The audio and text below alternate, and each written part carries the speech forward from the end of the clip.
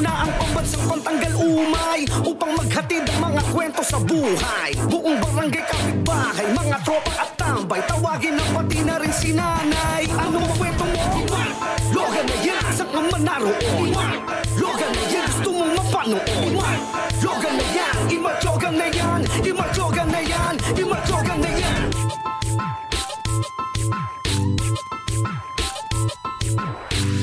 Halog-alog, sitaas ang kamay, iwagayway dahil Sabadong puno ng aliw ang aking hatid with halakhakang walang patid.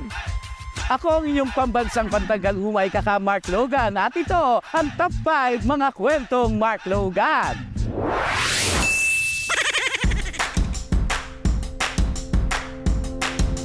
Sa mundo ng negosyo, marami na ang umuusbong na pakulo. Nandyan ang mga online live selling at mga transitions marketing. Kaya marami na ang nagsusulputan na business na ang iba'y bagsak presyo para makapagpa-impress. Pero Logalogs, sa panahon ngayon, saan nga ba aabot ang piso mo? As of now, parang wala na po kasi nga po candy nga dos na eh. Sa ngayon, wala na kasi nagtataas na ang mga bilihin ngayon. Dahil sa taas ng mga bilihin ngayon, eh, wala ka na mabibili sa labas. Miski ma-teacherya, dos na, 5. Sa labas po talaga sir, wala na. Ultimo nga po candy, pag bibili ako, 2. Kung akala mo ang piso hindi na mahalaga, aba, diyan ka nagkakamali. Dahil sa bodega na ito, basta may piso kang dala, hindi ka mawawala ng pag-asa. Di nga. Kaya naman amin itong pinuntahan upang malaman kung totoo ba ang chismis at makapag-uwi ng mga goods para kay Mrs. Hello, Galogs! Tuloy po kayo dito sa Pisong Mura Bagsak Presyo Bodega. Yan, dito po yung aming bodega. Iba't ibang items po yung meron dito sa aming bodega. All-in-one shop po siya. Meron tayong mga beauty products, meron din tayong mga grocery products, meron tayong mga piso sale products, katulad na ating pisong smart TV, pisong bigas, pisong cellphone, pisong appliances katulad ng air fryer, rice cooker at speaker. Pagpasok pa lang, iba't ibang gamit ng bubungad. Mayroong kape, bigas at shampoo na mabibili mo lang sa halaga ng piso. Pero wait, there's more! Dahil makakabili ka rin ng mga air fryer at rice cooker. Basta may dala lang piso ang buyer. Power! Sinimulan daw ito ni Cheska noong panahon pa ng pandemya. Nagsimula sa pagla-live online hanggang sa makapagpatayo na ng malaking bodega. O, bongga! Laptop, cellphone o gamit sa bahay ba ang hanap mo? Kabog nila ang isang mall dahil they also got it all for you. Huwag daw mag-alala dahil hindi raw mabigat ito sa pulsa mo. Slay ka dyan, te! Bago raw siya maging business owner, isa raw siyang sales lady na maraming racket. Kahit ano ang binebenta, basta lang makaipon para sa pangarap at pamilya. Nung nag-start po ako hindi pa po sa online, nagtitinda na po ako habang nagtatrabaho. Pagpasok ko po dun sa store, hindi ko pa naman po oras ng duty. Ikot po muna ako sa may mismong mall po. Tapos may mga bit-bit ako kung ano-anong paninda, katulad ng mga frozen products, ganun. At iba't ibang mga anik-anik. Kung ano po yung pwede kong ibenta. Halos pati mga katrabaho po, lagi akong binubuli or binubulyawan na kung ano na lang mga tinitinda mo, pati dito ginagawa mo ng palengke. Ang kanyang piso mula Bagsak Presyo Bodega ay talaga namang tinatangkilik ng madla dahil din sa kanyang mga strategiya at mga gamit na mura. Kaya naman ito'y pinagkakaguluhan hanggang sa masira na ang iba nilang kagamitan. Sige, hakot kuya, grab all you can yan. Hindi raw naging madali ang kanilang way. Iba't ibang pagsubok ang kanilang pinagdaanan. Dugot pawis daw ang kanilang inanay upang makarating sa kanilang tagumpay. Kaya naman may payo raw sila sa mga nagbabalak magnegosyo. Para sa mga gusto pong mag-start magnegosyo, mapapayo ko lang po, huwag po silang matakot na subukan. Kasi kung di po nila susubukan, hindi po nila malalaman. Dapat lagi nilang tatandaan na always turn their dreams into reality po talaga. ipagpatuloy mo lang ang iyong pangarap, Cheska. Kung sa iba ang piso'y hindi mahalaga, pero pag ito'y naipon, iba ang saya na dala. Baka hindi lamang bigas, kape o shampoo ang mabili dahil for sure, dadalhin ka rin ito sa iyong pangarap na minimithi.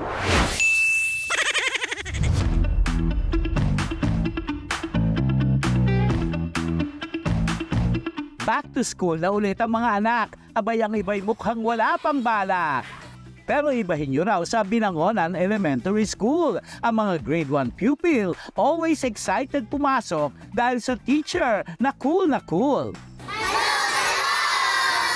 Itong si Teacher Eileen ay kilala sa tawag na Teacher Darna. Yahay! Ready pagtanggol ang mga bata para matutong bumasa. Lahat ng agtukin talagang mapupuksa. Eto nga si Totoy, todo taas ang kamay. Kahit si Teacher may hawak pang gulay. Baba mo muna yan, boy. Baka ikay mangalay. May pa-jump-jump pa sa upuan itong si Bagets. Mayakap lang ang kanyang teacher na Bet. Ako si Dara, ako ang Georgia, ako ang Thailand, nagilingling sa kalangitan. Ako si Wonder Woman, ako ang superstar, akin ang sandali, ako ang reyna ng gabi. Sa katunayan, marami pang costume itong si Teacher Ai na baon-baon. Way niya raw ito upang makuha ang kanilang atensyon. Nakita ko yung mga bata, masyado na silang interesado sa paglalaro ng gadgets, ng computer, at talagang halos hindi mo na makuha ang kanilang atensyon. Kaya mula noong 2016, mas madalas na akong nagpo-costume sa klase. At talagang nakakatutuwa dahil mismo nga mga magulang ang nagsasabi na ang mga anak nila ay ayaw umabsent sa klase. Nakikita nila yung mga costume, ang tanong nila sa akin, "Teacher, isusuot niyo po ba yan?" Oo naman, isusuot ko yan. Kaya sila, talagang pasok sila ng pasok man, excited sila na makita isuot ko yung costume na yon. Karaming bit-bit na kwento nitong mga kiddo. Hindi pa tinatawag, may sagot na oh. Ayan, sabi niya, magkakasakit. Very good. Wow, time first muna mga bata. Wala pang sinasabi si ma'am na handa. Anong kailangan natin para mabuhay? Glasses. Ano anak? Glasses daw. Hatid ay good vibes ni Ma'am Ai sa eskwela. Kung si Darna ba naman ang teacher mo'y a-absent ka pa ba? Abay, hindi na. Gusto ko makatulong sa kapwa. Bata pa nga ako, pinapangarap ko ng maging Darna. Sabi ko nga, ay kaya pala, ngayong naging teacher ako, parang ngayon yung katuparan ng pangarap ko makatulong sa mga bata. Kahit sa simpleng paraan, sa pagtuturo at sa pagtulong sa mga bata sa aming outreach. Grabe rin ang kanyang dedication dahil hindi lang madarama sa loob ng classroom ang kanyang passion. Bit-bit niya rin ito sa kanyang advocacy sa pamamagitan ng Project Lampra. Hanep, walang kapara, kung saan bundok at milya-milyang daan lang naman daw ang tinatawid niya upang makapagturo magbasa. Isa rin po siya sa isa po naming founder ng Team Lampara.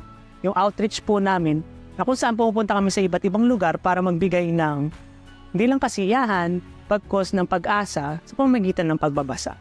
Talagang unang araw pa lang, meron na kaagad siyang outreach program na kung saan ang kanyang mga bata ang naging beneficiaries, yung mga grade 1 na pupils namin dito.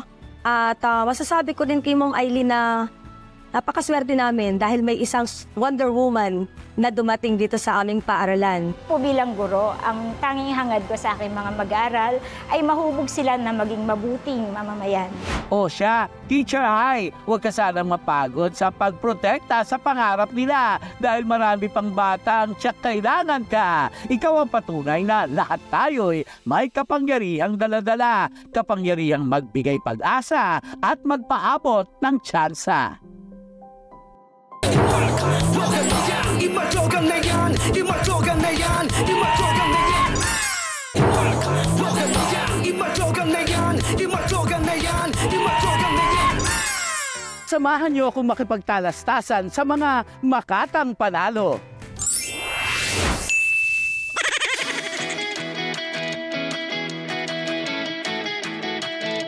Sa dami ng emosyon nating nagsasalpukan, kung ayaw mong sumabog ay kailangan mong ilabas yan. Galit, lungkot, happy o scary, let your emotions turn into poetry.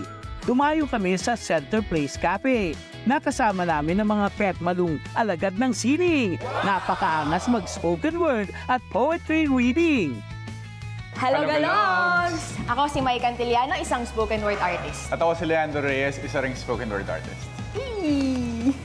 Gina nagtanghal si Maymay Cantillano at Leandro Reyes. Siya na ang creative mag-express. Sino ba ako? Ikaw ang dulo ng liwanag, ang komportable mong pamumuhay, ang nagpapalabo sa mas malaking larawan ng lipunan. Pero hindi pa. Ito ang si Kuya, tahimik lang sa una. Ba't naman maya-maya, nag-walling na? Damang-dama mo ba?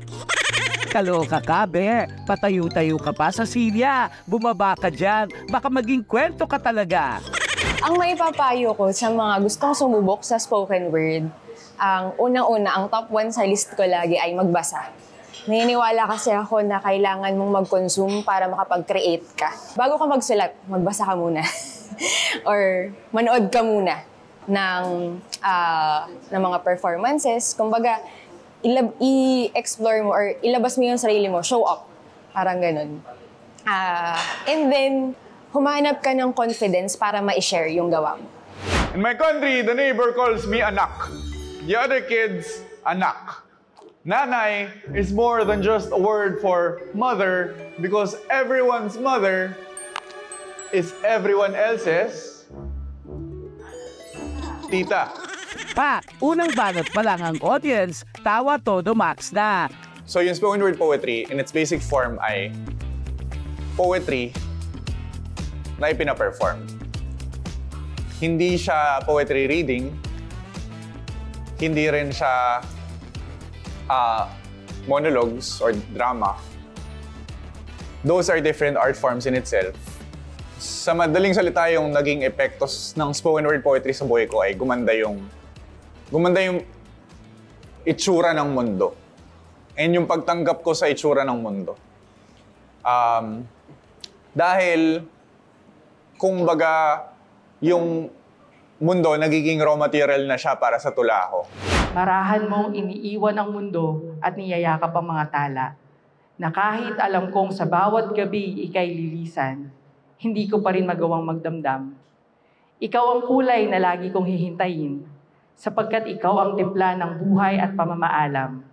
Sa pagitan mo'y umiibig ako. Sumapak din sa entablado si Ron Canimo, na patulala na nga si ate. Akala mo'y personal na inaatake. Eto namang magtropa, feel na feel ang pyesa. Nagyakapan pa. Talaga kayo kaloka. Hello, Galogs! Ito si Ron Canimo, ang author ng mga tala at tula. Lagi akong hinihilom ng pagsusulat. Kapag dumarating sa punto na dinaranas ko ang pagkabigo, kapag basag ang puso, at kapag naiisipan kong sumuko, panulat ang pinangahawakan ko. Nagsimula lang din ako sa maliit na following sa social media. Kadalasan yung mga kaibigan, mga kakilala lang, yung mga nakakabasa ng mga sinusulat ko sa Facebook.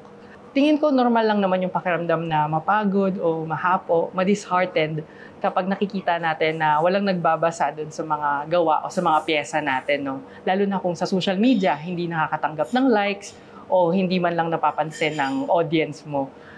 Pero ako kasi nagsimula din ako sa maliit eh.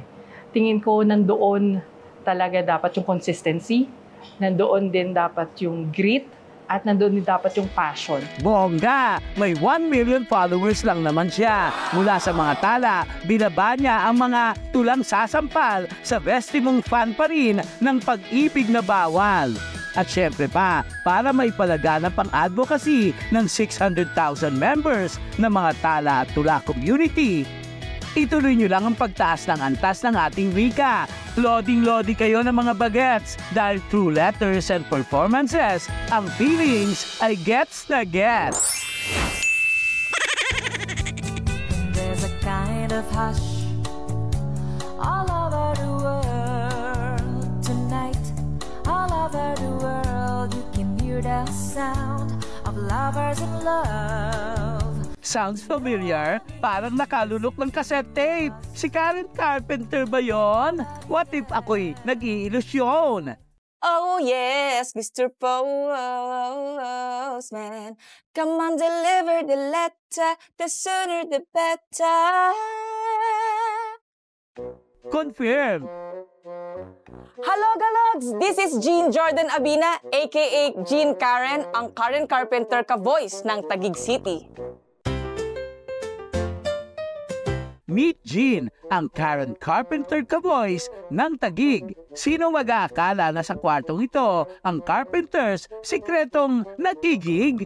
Astig, auto sound trip, para kang nag-time travel sa past. Kasi ang radyo namin dati may cassette player. Tapos mostly yung mga pinatutugtog nila is mga cassette. Tapos ginaganon pa nila ng, ano ba yung lapis, para umikot, para mag-rewind. Ganun sila dati. Puro mga talaga, mga 1970s, 1980s. Mga Connie Francis, Patty Austin, Carpenters, Kenny Rogers, Eagles, mga ganyan. Kaya hanggang ngayon nakahiligan na ang Carpenters. Any time of the day, time to rehearse. When I was young, I'd listen to the radio, waiting for my favorite songs. When they played, I'd sing along. It made me smile. Those were such happy times, and not so long ago. How I wondered where they'd gone.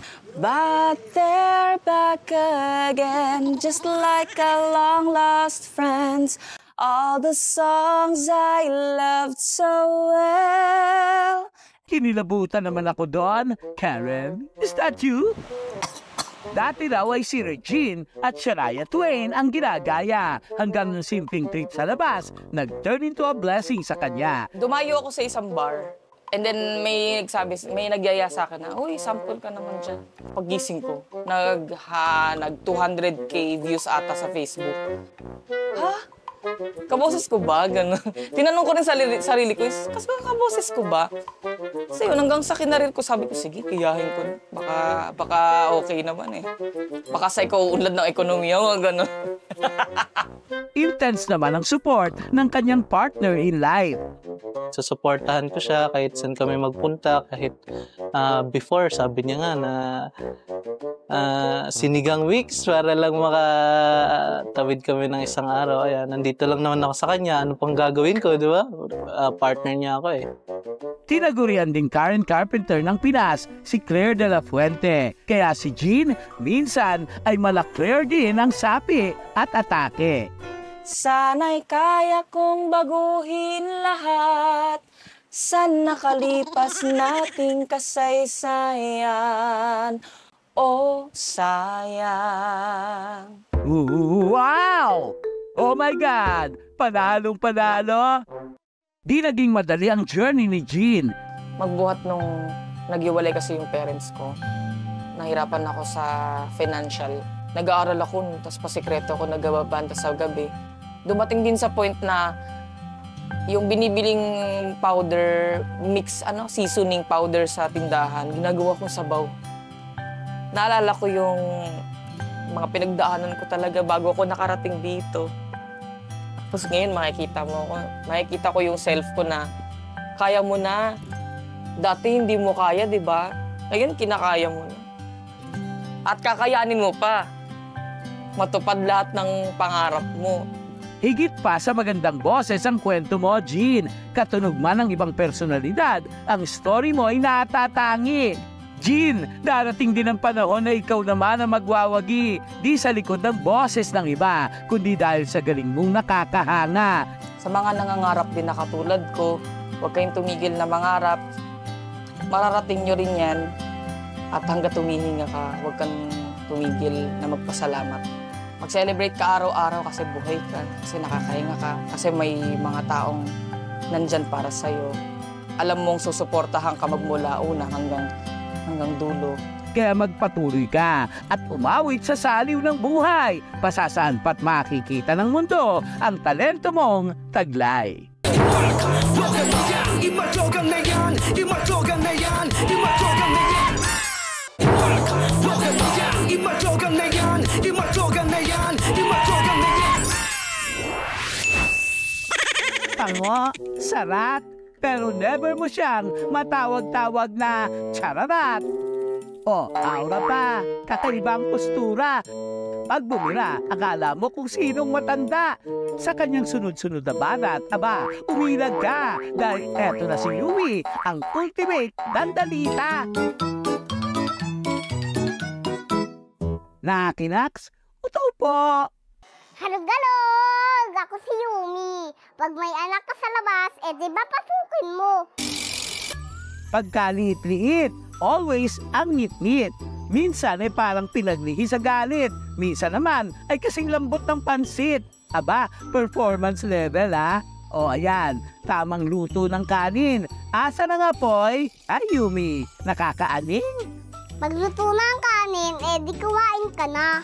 Oo nga naman.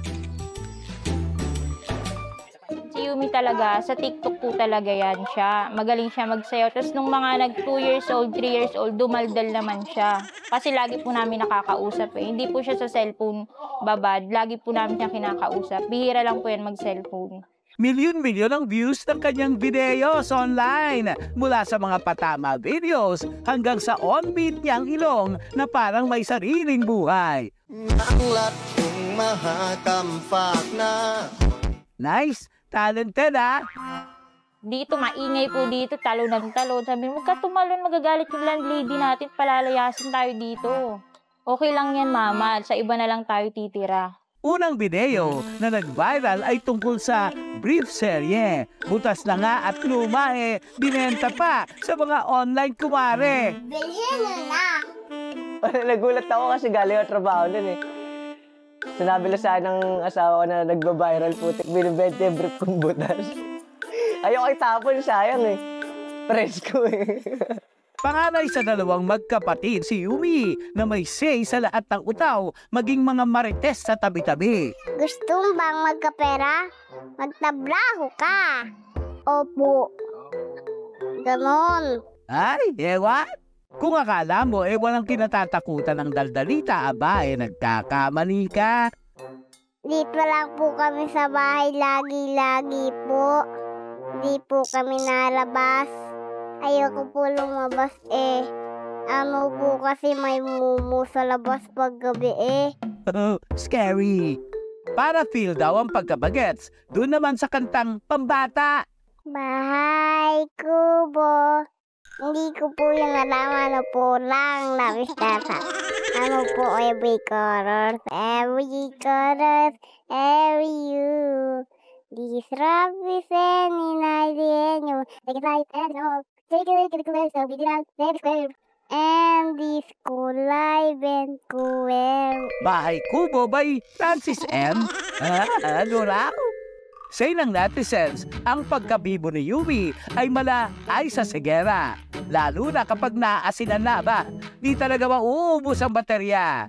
Masungit man sa harap ng kamera, sweet little girl naman daw itong si Yumi. Nakakawala ng pagod yan. Pag umuwi ako madaling araw, yan, nagigising agad. Marinig lang yung motor ko dyan.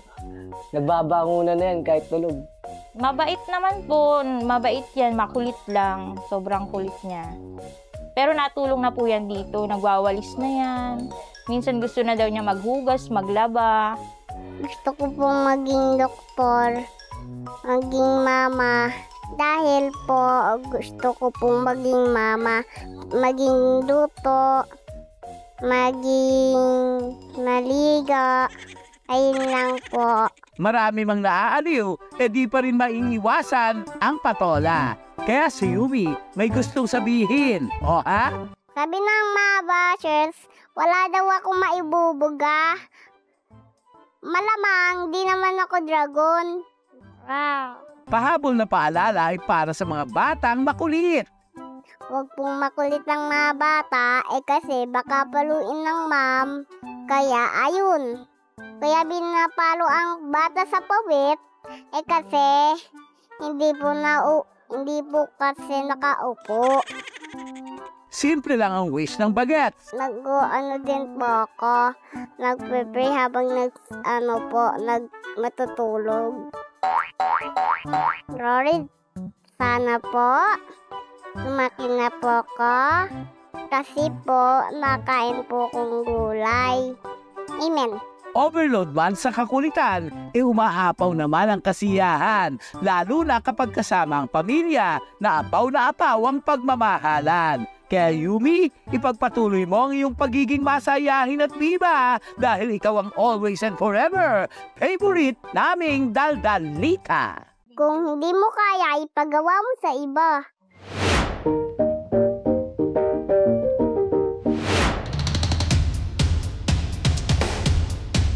Sa larangan ng sports, mga Noypi umaangat. Sa boxing, mano athletics, tayo ay sumisikat.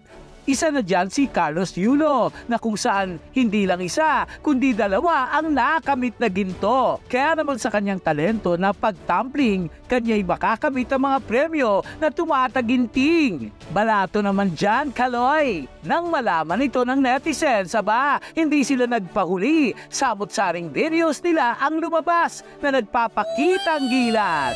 Isa na rito si ate. Nang malaman ng premyo, agad nag-ensayo hanggang sa mabali ang kanyang mga buto. Hinay-hinay ate, baka hindi kondong yung makamit, baka mga buto na pilipilipit. Itong si teacher agaw buhay ang eksena, pati sa hawakan ng hagdan, hindi nagpatinag para raw sa kanyang paghahanda sa susunod na liga. Hinay kuya, baka ikaw ay bumulagta. Ito namang isa na sobraan sa galing. Diretso ang katawan ni kuya. Diretso. Paibaba ng labesa. At ludyas ka. Nang manalo si Yulo, lahat ng Pinoy nagkagulo. Kaya naman matapos nilang magpunas ng salamin, sila'y napapatalo na rin. Hindi raw birong pag-iensayo. Kaya naman itong si Mami, kahit delikado si Baby, all out ang support para makarating siya sa Olympic. Baby, kalma. Baby, kalma. Itong si ate, go for the gold ang kanyang atake. Kaya all out sa kanyang winning piece dahil gusto niya raw maging gold medalist. Ang mga staff na ito talaga namang idolo sila. Kaya pati sa trabaho, nadala ang pagiging loko-loko. Hindi sila gold medalist dahil sila'y gold medal ace. Handstand baka mo dahil kaya niya rin daw yan kasing kaling ni Yulo. Pero teka, kamay ba ang gamit o paang kanyang teknik? Wala stick. Ibang klase ka, Yulo. Ibang iyong dalang epekto. Tunay kang huwaran ng madla sa iyong dedikasyon at pagsusumikap na pinakita. Ang iyong pagsasanay ay walang kapantay. Carlos Yulo, tunay kang hari at palagi ka naming ipagmamalaki. Hanggang sa susunod na kwentuhan, samahan ang inyong pambansang pantanggal umay. Sabay-sabay nating basagin ang lumbay, pagaanin ang trip ng buhay. Ako ang inyong pambansang pantanggal umay, kaka Mark Logan po. At ito ang aking top 5 kwento. Imatyogan na yan,